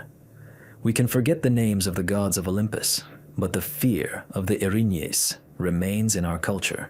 These goddesses show that the ancient Greeks understood that behind every crime, there is not only a human judgment, but also a cosmic judgment. The Erinyes were its face, terrible and inevitable. And that is why they became some of the most mysterious creatures of the ancient world, shadows that continue to haunt humanity even after thousands of years. Mysterious signs on Greek coins. The coins of ancient Greece have long been a symbol of its cultural and economic prosperity. Their elegance and artistic precision amaze even modern researchers. They were minted with profiles of gods, heroes, and rulers, images of animals and sacred symbols, scenes from myths. But among the thousands of known examples, there are coins with mysterious signs whose meaning remains unsolved. These signs, seemingly minor details, turn ordinary trade items into mysterious artifacts in which secret messages are encrypted. An ordinary Greek coin was not just a means of exchange. It was a kind of calling card of the city polis. Athens minted an owl, a symbol of wisdom, and the goddess Athena. Corinth was famous for its images of Pegasus, roads, solar discs, and rose flowers. All this had a clear meaning, but there are a series of coins where strange symbols are added to the traditional images: small dots, stars, lightning, and sometimes unknown signs resembling letters of a non-existent alphabet. Some of the most mysterious coins were found in Ephesus. In addition to the usual images of Artemis, they contain strange signs in the form of intertwined lines, similar to runes. Scientists argue whether these were marks of masters or secret symbols of a cult. Some suggest that these could have been signs dedicated to specific rituals in honor of the goddess, which only the initiates understood. In Athens, there were also coins with unusual details. Some depict owls with inverted heads or with 3 eyes. These strange variations are explained in different ways. Some believe that these are simply minting errors, but supporters of the mystical version claim that such coins were used in secret rituals associated with predictions. The 3-eyed owl could symbolize the goddess's all-seeing and serve as an amulet for the owner. No less interesting are the coins from the island of Delos. There were specimens found there with small dots arranged in the form of constellations. Astronomers who studied these patterns noticed that they coincided with the map of the sky in certain years. Perhaps the coins served as a kind of calendar or a reminder of the mysteries held on the island. If this is true, then they were not just money, but keys to understanding the secrets of the sky. There are even darker versions. Some researchers believe that the mysterious signs on the coins could be associated with curses and magic spells. In antiquity, there was a practice of applying secret symbols to objects to attract or repel power. A coin that had passed through many hands became the ideal carrier of such a message. This hypothesis is supported by the finds of coins in graves. They were not simply placed in the mouth of the deceased to pay Karen, but were also accompanied by incomprehensible symbols, as if they were supposed to protect the soul in the afterlife. Archaeologists have also found coins with letters that do not belong to the Greek, Phoenician, or any other known alphabet. These symbols remain undeciphered. They may have been the personal signs of the masters, but something else is also possible. Secret marks, understandable only to a narrow circle of initiates. It is curious that the Greeks themselves were suspicious of coins. There are hints in literature that certain signs could bring good luck or, conversely, misfortune. In everyday life, such coins could be kept as amulets. They were not spent, but left in the house, believing that they would attract wealth or protect from trouble. Philosophers also did not leave this topic unattended. Plutarch wrote that the images and symbols on coins form the memory of gods and myths, but he noted that some of these images are incomprehensible and can contain a deeper meaning. In this, we can see a hint that even in his time, there was an understanding. Not all coins carry an obvious meaning. Some of them are encrypted. Modern cryptographers and archaeologists have tried to create databases of mysterious signs on Greek coins, but there are too many of them and too few repetitions to form a unified system. This makes each such find unique. Perhaps this was the idea. Each coin with a secret sign was an individual amulet or code, understandable only to the initiated. The mystery of Greek coins shows that even the most practical objects could carry a mystical load. In the hands of ancient man, a coin was not just a means of payment, but a magical symbol. It passed through hundreds of hands, passed from city to city, and with it traveled secret signs, the meaning of which we still do not know. And perhaps this is where its mystical power lies. A coin intended for exchange turned into a bearer of secrets that could not be exchanged or fully interpreted. The cult of Ariadne and her disappearance. Ariadne, daughter of the Cretan king Minos, entered mythology as the one who helped Theseus defeat the Minotaur and escape the labyrinth with a ball of thread. But her fate after this event is shrouded in mystery. In some versions, she died. In others, she was abandoned by Theseus on the island of Naxos. And in others, she became the wife of the god Dionysus. It was this last version that gave rise to one of the most mysterious cults of ancient Greece, where Ariadne turned from a mortal woman into a deity associated with the mystery of death and rebirth. The cult of Ariadne had a dual nature. On the one hand, she was revered as a goddess of marriage and fertility, symbolizing the union of the earthly and the divine. On the other hand, in some regions, especially on the Aegean Islands, Ariadne was perceived as a goddess of death and the underworld. Her festivals included elements of mourning. Participants mourned her as dead and then celebrated her resurrection.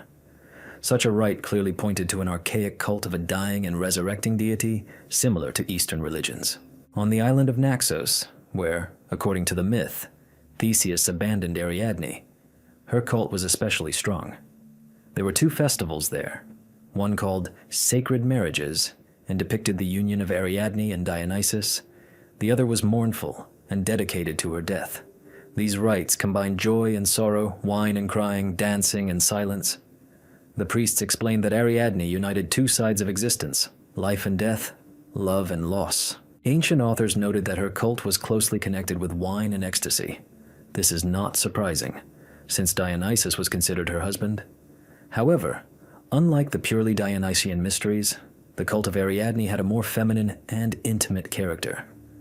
It was attended mainly by women, who played out scenes of her abandonment and grief. These rituals were not simply theatrical. They expressed the experience of loss and the hope for rebirth that came through divine union. But there were also disturbing and dark elements in the cult. In some places it is mentioned that in honor of Ariadne, sacrifices were made not only of wine and flowers, but also of animal blood. Perhaps these were the remains of an older rite, where the goddess demanded sacrifices for the transition between worlds. Her disappearance became the central theme of mythology. Some believed that she died of melancholy on Naxos, Others believed that Dionysus took her and made her immortal, but no version gave a definitive answer. This double existence of Ariadne, between death and eternal life, became a symbol of the cult itself. She was a goddess who simultaneously disappeared and returned, died, and was resurrected. Philosophers and poets saw a profound symbol in her image. For Plutarch, Ariadne was the embodiment of the soul, wandering in the labyrinth of life and looking for a way out. For the Orphics, she became the divine companion of Dionysus, guiding souls through the boundaries of the world.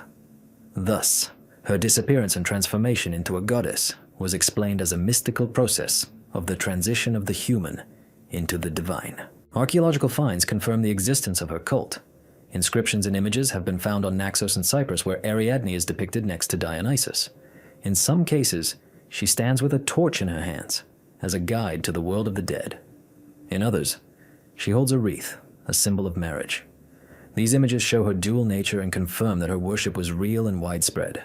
The mystery of Ariadne is that she was one of the few mortal women to be elevated to the rank of goddess. Her cult shows that Greek religion had a tradition of venerating not only the Olympians, but also heroines whose fates reflected universal human experiences: love, loss, death, and the hope of rebirth. Today, researchers argue about what exactly was hidden behind her image. Some see her as simply a mythical character elevated to a cult. Others believe that Ariadne was originally an ancient goddess who was later humanized by the myth of Theseus and the Minotaur. Her image retains features of the Eastern cults of Ishtar or Astarte, goddesses associated with love and death at the same time. Her disappearance remains a symbol of mystery. No one knows whether she died a mortal woman or became the immortal wife of Dionysus. But it is precisely this uncertainty that makes her cult so attractive.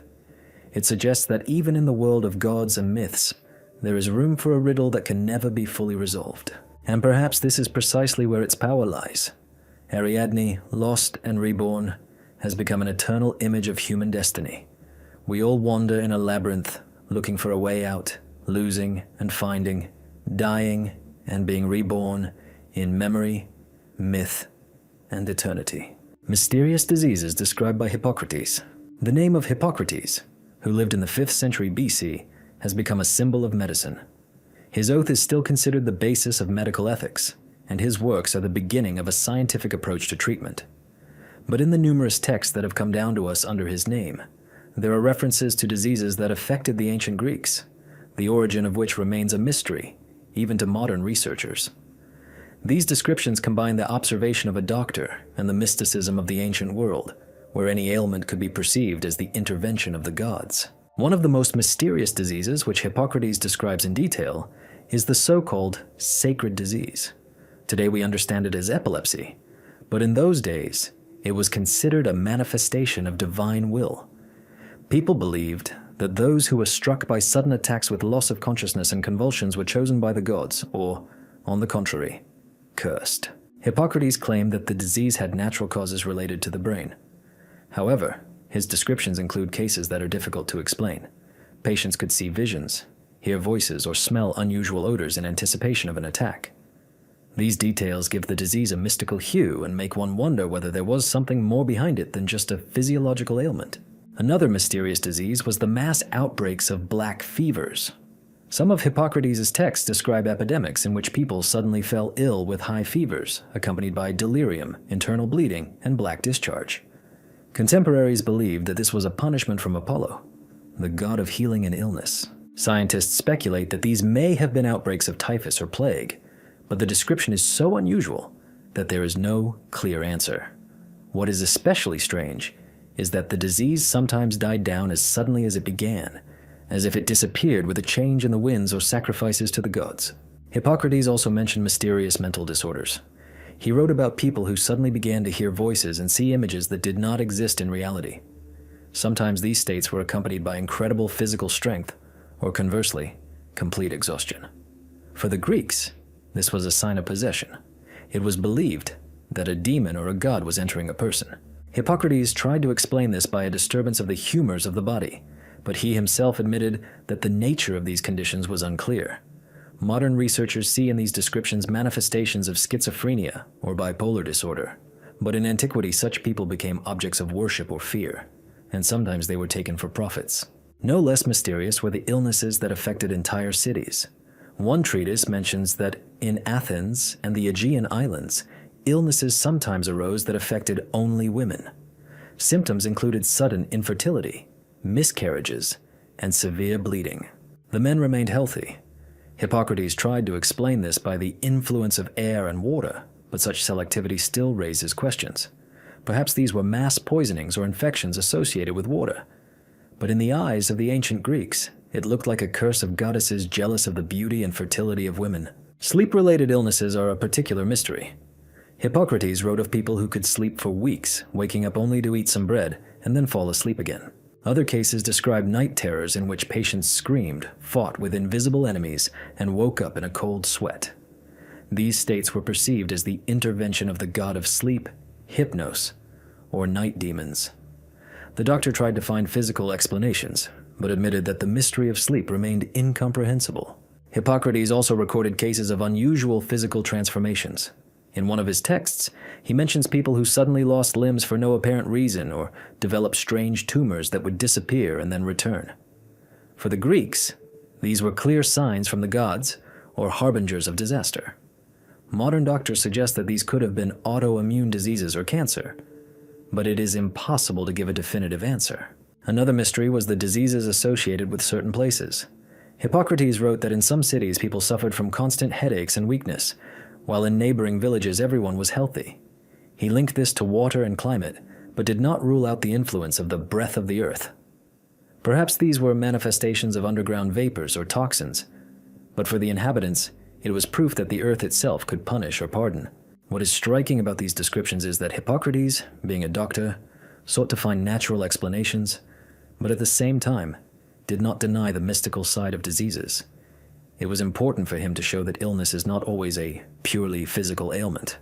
It can be associated with the lifestyle, place of residence, and state of mind. But at the same time, he recorded phenomena that went beyond the scope of conventional medicine and still seem mysterious. The mysterious diseases described by Hippocrates remain a bridge between science and mysticism. They remind us that medicine was born in a world where man lived side by side with gods and spirits. And although we can explain many of these ailments today, there are still cases that elude science and retain an aura of mystery. For the ancient Greeks, illness was not just physical suffering, but a sign. It could mean the wrath of the gods, foretell wars or catastrophes, or point to the guilt of an entire city. And Hippocrates, even while striving for rationality, retained respect for this mystical side. His texts are not only medicine, but also a mirror of the beliefs, fears, and hopes of an entire people. And perhaps that is why they are still read with a shudder.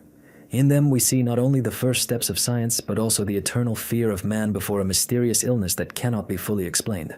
The curse of Cassandra, a prophetess no one believed. Among the many tragic figures of ancient Greek mythology, the image of Cassandra remains one of the most mysterious and painful.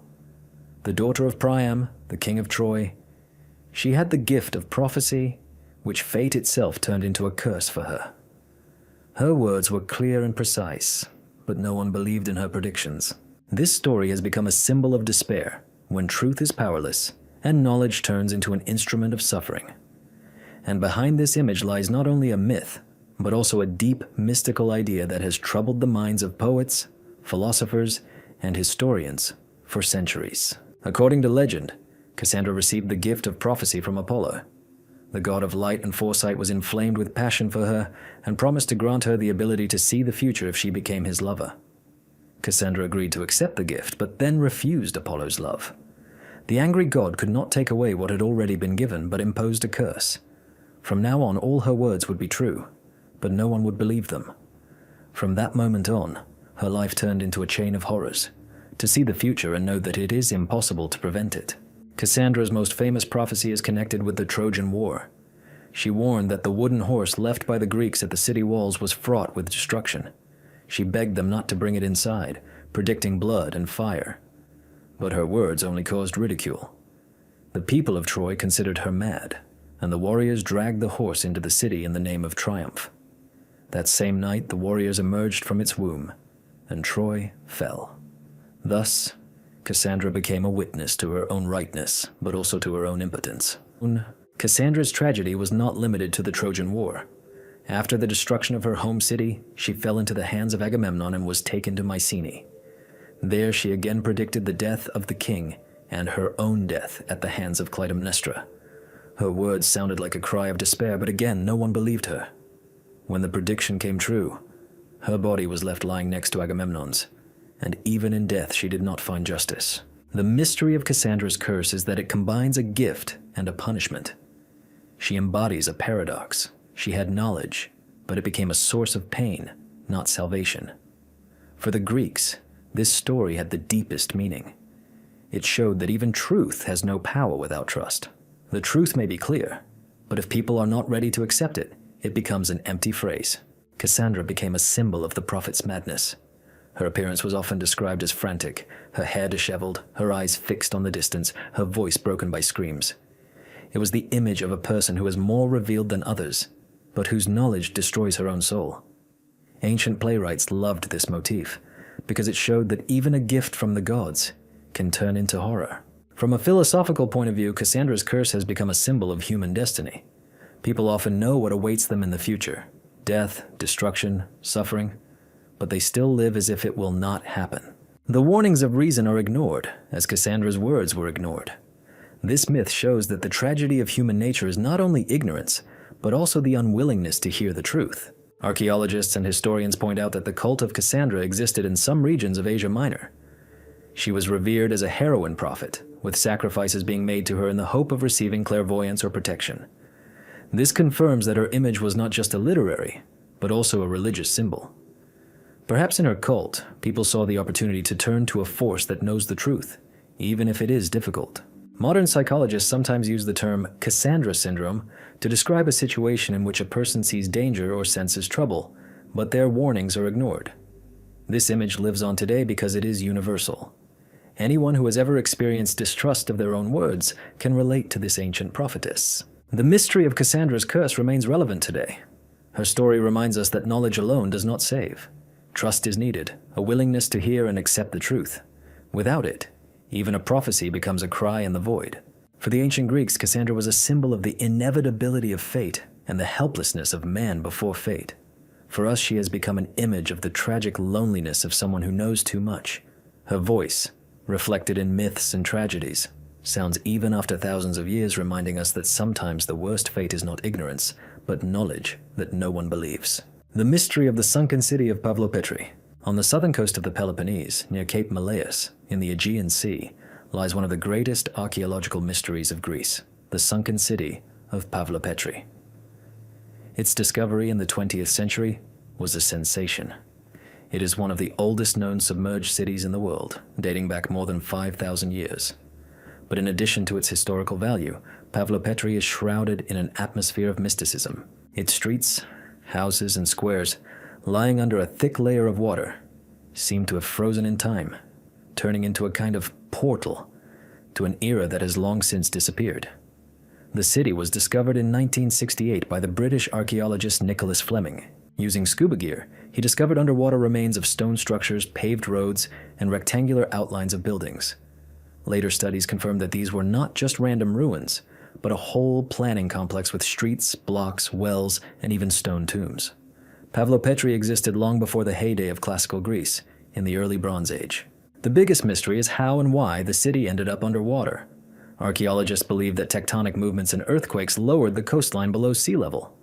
But local myths had other explanations. It was believed that the city was cursed by the gods for its pride, and therefore went into the sea. These legends echoed the myth of Atlantis, and many considered Pavlopetri to be a little Atlantis that preserved the secret of the destruction of entire civilizations. Interestingly, Pavlopetri has preserved traces of not only residential buildings, but also religious buildings. Researchers have discovered the foundations of sanctuaries and stone altars. This indicates that the city had a developed religious life. Perhaps it was here that rituals associated with the sea took place, since the inhabitants were constantly dependent on it. According to one version, underwater rituals could have played a special role. Priests made sacrifices to sea gods to protect the city from disasters. But if so, their efforts did not save it from destruction.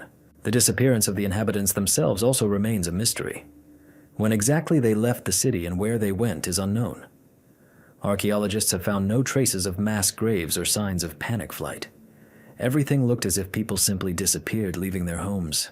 This has increased the mystical aura of Pavlopetri. Some believe that its inhabitants could have perished as a result of a sudden cataclysm. Others, that they left in advance, anticipating trouble. Modern research using 3D modeling has made it possible to reconstruct the appearance of the city. Now we can see what its streets, houses, and squares looked like, but the more scientists learn, the more questions arise. Why did such an early civilization build such complex cities? Why did such a center arise here? And why is it almost completely forgotten in myths, even though it existed for thousands of years? Pavlopetri still excites the imagination of not only scientists, but also mystics. Divers who dive to its ruins tell of strange sensations, as if there is a special silence under the water, unlike other places. Some claim to have heard a hum or seen shadows resembling silhouettes of people wandering the streets. Of course, this can be explained by the play of light and acoustics, but such stories make the city look like a place where the border between the past and the present is thinner than anywhere else. For the ancient Greeks, the seas and oceans were always a source of mystery. In their myths, the sea could both give life and take it away. Pavlopetri became a real embodiment of these ideas. Its fate reminds us that civilizations can disappear in an instant, leaving only ruins on the seabed. Today, Pavlopetri is included in the list of cultural heritage, but it remains a mystery. Archaeologists continue to study it, but many questions remain unanswered. Why did people leave? Was it a consequence of a catastrophe or a decision of the inhabitants themselves? Why did the memory of the city almost disappear from traditions? The mystery of Pavlopetri is that it combines myth and reality. We see real stones, streets, and houses, but we do not know their history. We know that people lived there, but we don't know why they disappeared. In this sense, Pavlopetri is the ancient Atlantis, a small fragment of the great mystery of how even the most advanced cities can dissolve in water and become a legend. And perhaps this is precisely where its mystical power lies. Pavlopetri reminds us that civilizations are not eternal, that the sea holds secrets that cannot be fully explained, and that every dive into its waters is not just archaeology, but an encounter with the shadows of the past. The mystical cult of Hermes as a guide of souls. The image of Hermes in ancient Greek mythology seems at first glance light and even playful. He was known as the god of trade, cunning, and paths, the patron of travelers and thieves, the messenger of the Olympians. But Hermes had another much darker hypostasis, which not everyone knew about. He bore the title of Psychopomp, the guide of the souls of the dead to the afterlife. It is this side of the cult of Hermes that remains one of the most mysterious, because it connects the cheerful trickster with the terrible guardian of the border between life and death. Ancient sources say that Hermes accompanied the souls of the dead to the banks of the Acheron River, where they were met by Charon and transported to the kingdom of Hades. But his role was not limited to this. He could ease the soul's passage, make its path less painful, or, on the contrary, deprive it of protection, leaving it alone and vulnerable. In the hymns to Hermes, there are lines where he is called the one who leads along the road, unknown to the living. This shows that his cult had a deep mystical meaning. Priests and philosophers often spoke of Hermes as a mediator. He connected the world of gods and the world of men, but also the world of the living and the world of the dead. This duality made him especially important in rites of passage. In some parts of Greece, there were secret rituals in which Hermes was invoked specifically as Psychopomp. People made sacrifices to him at roads and crossroads, places that were considered symbols of choice and transition. At such crossroads, herms were erected, stone pillars with the image of Hermes's head. These modest monuments were not only symbols of fertility and trade, but also amulets for the souls passing by. Hermes's mystical role was also manifested in dreams. It was believed that he could come to people in their dreams to warn them of danger or to show the way to a deceased soul. Some texts mention that priests used special spells, calling upon Hermes to allow them to see the world of the dead. These practices bring his cult closer to necromancy, which existed in Greece on the borders of official religion. Hermes's connections with magical practices were especially mysterious. In the Orphic tradition, he was called the keeper of secret knowledge. It was believed that he was the one who gave people the art of communicating with spirits and taught priests the words that opened the gates between worlds. In some texts, his name is associated with Hermetic secrets, which later formed the basis of the esoteric teachings of late antiquity. But perhaps the darkest side of the Hermes cult is connected with the death rituals. In some places in Greece, the dead were buried with small figurines of Hermes or inscriptions with his name. This was done so that the god would take the soul under his protection. People believed that if Hermes turned away, the soul could get lost and not find the way to Hades. It was considered especially terrible to die without the ritual of calling Hermes. Then the soul was doomed to eternal wandering. Archaeological finds confirm this practice. Small amulets with the image of Hermes, and sometimes the inscription, "Be a guide," were found in graves. Such finds indicate that even in simple burials, people sought to enlist the support of this god. He was not just a mythological character, but a real force to which they turned at the most terrible moment of human life, the moment of death. The enigma of Hermes the psychopomp is further enhanced by the fact that he was a figure who bridged the gap between light and darkness. He could be playful and cheerful, but he was the one who met souls at the borders of worlds. For the Greeks, this was a reminder that death is not an end, but a journey, and that every journey has its own guide. Hermes was the one who could pass through boundaries that others found insurmountable. Philosophers saw him as a symbol of transition. The Pythagoreans and Orphics claimed that the soul made a long journey after death, and Hermes symbolized the knowledge necessary for this journey. He was the one who possessed the secret path, and therefore, his cult was associated not only with religion, but also with the search for truth. Modern researchers believe that the image of Hermes as a guide of souls has parallels in other cultures. In Egypt, this role was played by Anubis, and among the Romans by Mercury. Perhaps this is a reflection of the universal human idea that death is a transition and someone must accompany the soul on its final journey. But for the ancient Greeks, Hermes was more than just a symbol. His name was uttered at the bedside of the dying, his image was placed in tombs, his statues were erected at crossroads. His cult was a reminder that no one goes to the underworld alone. Even if friends and family are left behind, Hermes accompanies everyone. This mystical role makes Hermes one of the most mysterious gods of antiquity. He was both light and dark, both cheerful and scary. His cult reminds us that the border between life and death is always thin, and somewhere on it stands a guide, ready to lead us further. The mystery of Hermes, the psychopomp, lives on. His image continues to excite because he embodies the deepest human need, not to be alone at the moment of death. And in this sense, the cult of Hermes remains relevant. It tells us that even in the most terrible secret, in the secret of death, there is a presence and accompaniment. The shadows of the priests of Olympia and their secret rites. Olympia is known throughout the world as the birthplace of the Olympic Games, a celebration of strength and harmony dedicated to Zeus. The marble temples, stadium, and altars became a symbol of the greatness of ancient culture. But behind this facade of celebration, there was another, darker side, the secret rites of the priests, which were carried out for centuries away from the eyes of spectators. These rites, of which only fragments of information have survived, gave rise to legends about the shadows of Olympia, mysterious figures who connected the world of people and gods. The priests of Olympia had a special status. They were not just temple servants, but guardians of rituals, the meaning of which was often hidden even from the participants of the games. According to ancient authors, 3 days before the start of the Olympic Games, closed rites were held in the sacred grove of Altis, where the priests called upon Zeus and other gods. Sacrifices were made there, but not always only of animals. Some texts mention that in ancient times human sacrifices could be used, brought to appease the sky and ensure the favor of the gods for the festival. A special place was occupied by the sacrificial altar of Zeus, built not of marble, but of ashes. Every year, hundreds of bulls were brought there, and their blood was absorbed into the earth. Over time, a huge black pile of ashes formed, which itself became an altar. But they said that at night, when everything was quiet, the priests gathered at this altar and performed rituals that no one dared to talk about. Witnesses claimed that on such nights strange sounds were heard in the air, like the hum of a distant choir, and the smell of sulfur was felt. Legends speak of shades of priests that were said to appear during these rituals. They were described as figures in long white robes with hoods covering their faces. Sometimes they were said to be the spirits of the former priests themselves, returning from Hades to take part in the rites. To the locals, this was proof that there was activity going on at Olympia that went beyond the realm of ordinary religion. The rituals associated with the athletes' oaths also remained mysterious. Before the games, athletes swore oaths in the temple of Zeus, but the priests read special spells over them.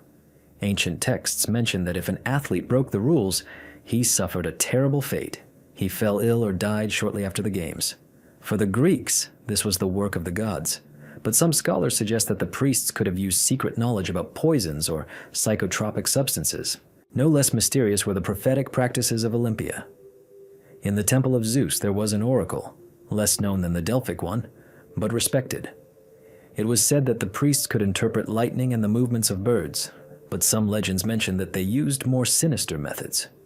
They sacrificed animals, and sometimes people, to predict the outcome of games or wars.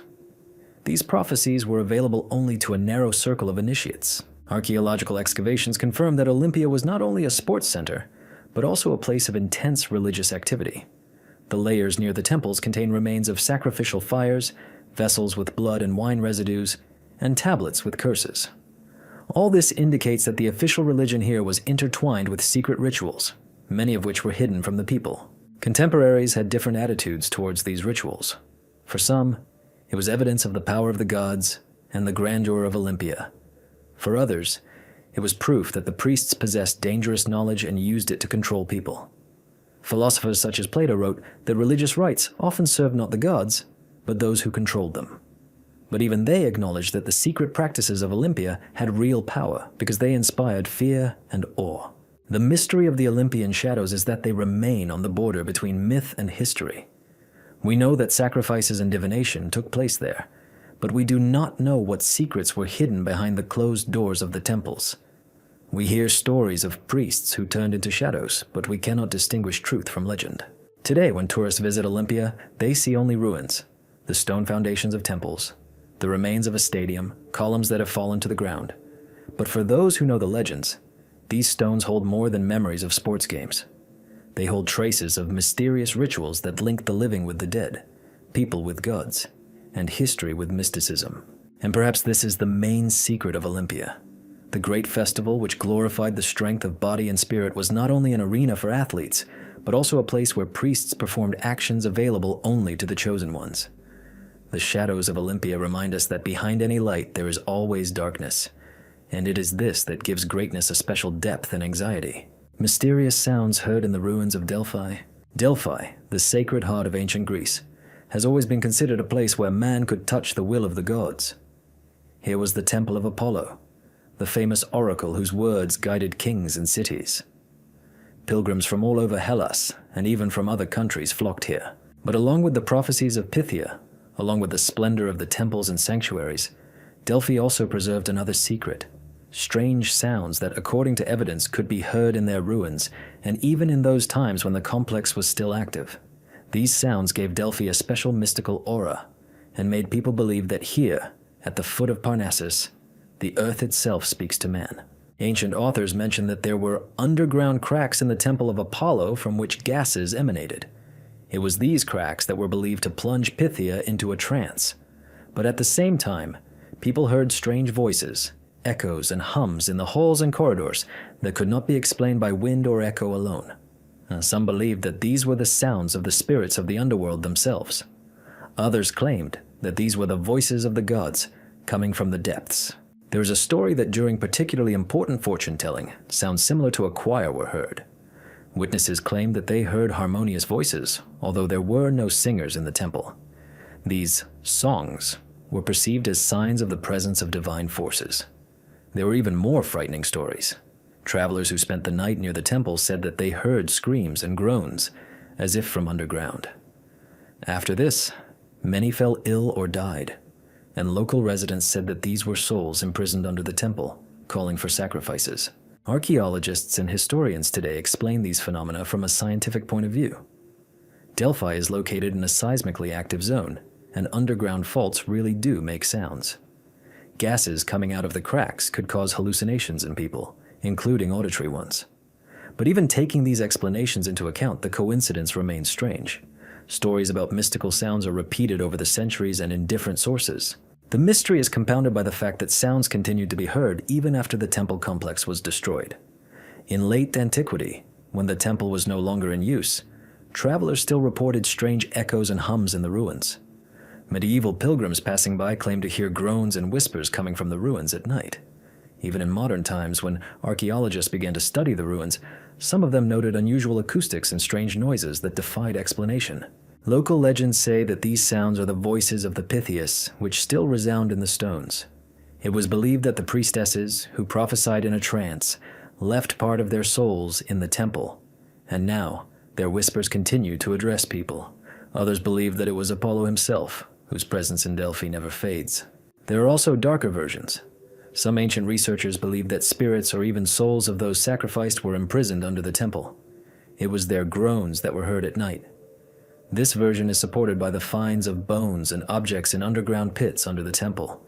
Of course, they could simply be the remains of sacrificial animals, but legends turn them into evidence that the temple stands on a place of power, where the border between the worlds is especially thin. Modern scientists who have studied the acoustics of Delphi do indeed note unusual properties. Even a small sound can be amplified many times there and return as a strange echo. If you add to this underground noises and fumes, an atmosphere arises that could easily give rise to legends. But it is impossible to dispel them completely because the subjective experience of witnesses is too vivid and repeats itself from century to century. The mysterious sounds of Delphi are not just an acoustic phenomenon. They are part of the mystical experience that made this place sacred. For pilgrims, they were confirmation that there were forces here that could speak to man. For us, they remain a symbol of how nature and faith intertwine into a single mystery. Today, tourists visiting Delphi often talk about the strange silence that reigns here. It is not like the usual silence of the mountains. It is filled with anticipation, as if the stones are ready to speak at any moment. And perhaps this feeling is a continuation of the very mystery that has accompanied this place for thousands of years. Delphi remains a place where the sounds of the past and present merge into one, and in this mystical symphony, man hears again and again a voice that reminds him, the truth can be hidden in the whisper of the wind, in the hum of the earth, in an echo that belongs to no one. Whatever the subject, ancient Greece always appears to us not only as the cradle of philosophy and art, but also as a land where darkness and light intertwined in eternal mystery. Orphic hymns, sunken cities, prophecies and curses remind us, antiquity holds secrets that are not subject to either time or reason. And perhaps it is precisely in this mystery that its eternal power lies.